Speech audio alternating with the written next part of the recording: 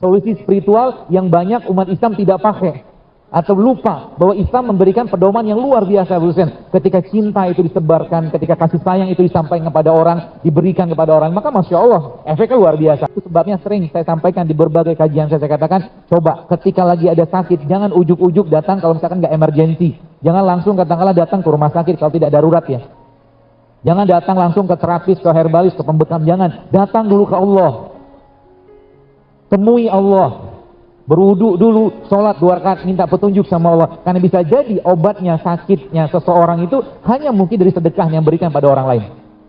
Disebutkan dalam sebuah riwayat kisah di Saudi Arabia, ada seorang wanita sekalian, wanita Saudi ini dia subhanallah kena kanker, sudah cukup parah kankernya, dan dokter mengatakan gak lama lagi usianya dengan teori pengobatan yang ada.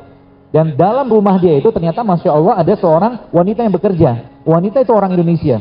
Menarik yang setiap per 2 jam wanita tadi, orang Indonesia tadi itu pergi ke toilet, ke kamar mandinya. Apa yang dikerjakan? Dia awalnya bingung, ini apa nih orang, kenapa bolak-balik kamar mandi? Ya.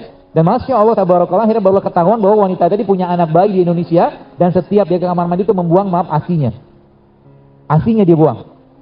Ya, bayangkan. Dan ketika wanita Saudi tadi mengetahui kejadian tersebut, ini kisahnya masyhur sekali waktu di Saudi. Dan subhanallah akhirnya apa? Dia suruh pulang karyawan tadi, dia punya khadimat tadi, pembantu tadi, dia suruh pulang, kamu pulanglah, gajimu tetap saya berikan, dan nanti kalau kamu pulang kabari saya ke sini. Kalau kamu pulang lagi ke Indonesia, dikasih kesempatan 6 bulan untuk menyusui anaknya, nanti kalau kamu mau pulang lagi kabarin saya akan ongkos lagi kamu balik ke sini.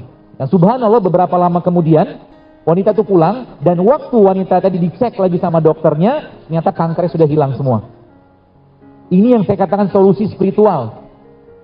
Solusi spiritual yang banyak umat Islam tidak pakai atau lupa bahwa Islam memberikan pedoman yang luar biasa, ketika cinta itu disebarkan, ketika kasih sayang itu disampaikan kepada orang, diberikan kepada orang, maka Masya Allah efeknya luar biasa.